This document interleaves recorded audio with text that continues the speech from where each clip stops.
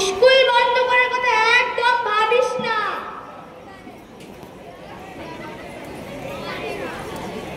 আচ্ছা তোরা তো এলি, ইভা কোথায়? আমরা তো ইভার কথা জানি না, কিন্তু তোরা হয়তো সব কি বলছিলি? আরে আর বলিস না, সাদিয়া বলে কিনা পড়ে কি হবে। ঠিকই তো বলেছে, ঠিকই তো বলেছে। আমাকেই ধর, আমি কি স্কুল পড়াশোনা করতে আসছি? আমি তো স্কুল ফ্যাশন করতে আসছি। আচ্ছা তোরা থামবি, আমাকে কিছু বলতে দিবি? দেখ তোদের আর পড়াশোনা করতে হবে না, বরং বাড়িতে বসে গিয়ে বসে বসে বিড়ি বান, তাতেই ভালো হবে। যত সব দুনিয়া কোথা থেকে কোথা চলে গেল, তার বেলা কোনো হুঁশ আছে? আরে তোরা এখানে দাঁড়িয়ে কি করছিস?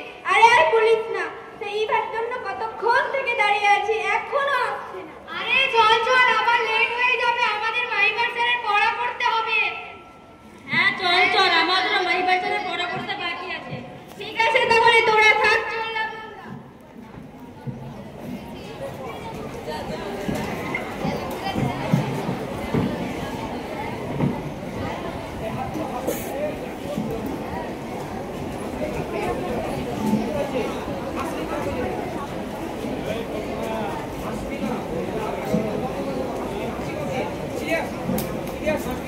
কি হচ্ছে এসব?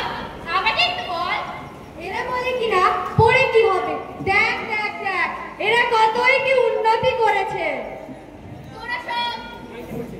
তোরা সব পণ্ডিত হয়ে গেছিস না? কোন ব্যাংকে বড় বড় কথা বলছিস? শোন, পড়াশোনা করলেই চাকরি পাওয়া যায় না। তখনই চাকরি পাওয়া যায় যখন কেউ কোনো বিষয়ে এক্সপার্ট হয়। অর্থাৎ যে মাটিতে তোরা দাঁড়িয়ে আছিস, সেই মাটি নিয়ে যদি নতুন করে তথ্য বের করতে পারিস, তবেই তোর চাকরি পাবি। যে জল পান করছিস, সেই জল নিয়ে গবেষণা করার পরই কেবল চাকরি পেতে পারিস। যে বাতাস শ্বাসবায়ু হিসেবে গ্রহণ করছিস, তা কি করে দূষণমুক্ত রাখা যায়, তা নিয়ে যদি ট্রেনিং হয়, তবে সরকার তোর বাড়িতে এসে তোকে চাকরি দেবে। বুঝলি? কি বুঝলি? পড়াশোনার পর যে কোনো একটা বিষয়ে এক্সপার্ট হতে হয়, কিংবা ট্রেনিং নিতে হয়, তবেই চাকরি পাওয়া যায়। আচ্ছা এভা তুই বল, আমরা কি শুধু চাকরির জন্য পড়াশোনা করি? নিজেদের জ্ঞান অর্জনের কোনো ব্যাপার নেই? আমাদের মানুষ হতে হবে না? হ্যাঁ হ্যাঁ আছে তো, নো টেনশনে থাক, এখন স্কুলে চল। আরে ম্যাডাম আছে, ম্যাডাম।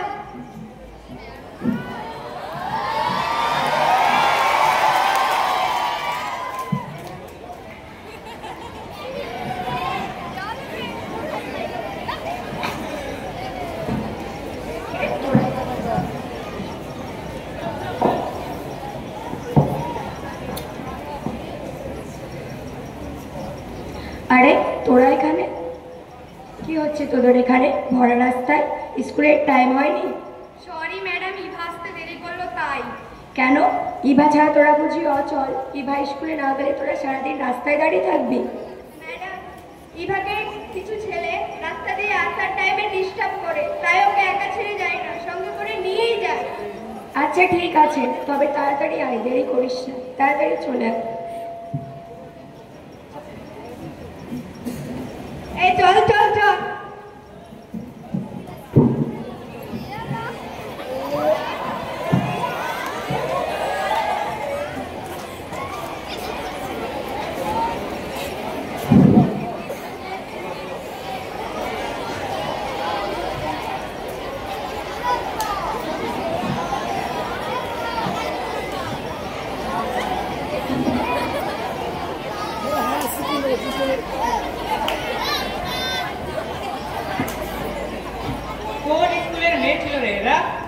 কেন জানো না? 9 মজা সুবানিয়া হাই মাদ্রাসা। কেন বলো তো? এদের একটা জিনিস আমাকে ভীষণ ভালো লাগলো, শিক্ষকের সম্মান দেওয়ার ব্যাপারটা। লক্ষ্য করেছো যখন দিদিমণি এলেন তখন কিভাবে তারা মাথা নিচু করে দাঁড়িয়ে পড়লো সারিবদ্ধভাবে। আরো একটা জিনিস আমাকে ভীষণ ভীষণ ভালো লাগলো, যেটা তাদের ভাষাটা। আজকালকার ছেলেমেয়েরা কি বলে না বলে হোশ খেয়ালই থাকে না।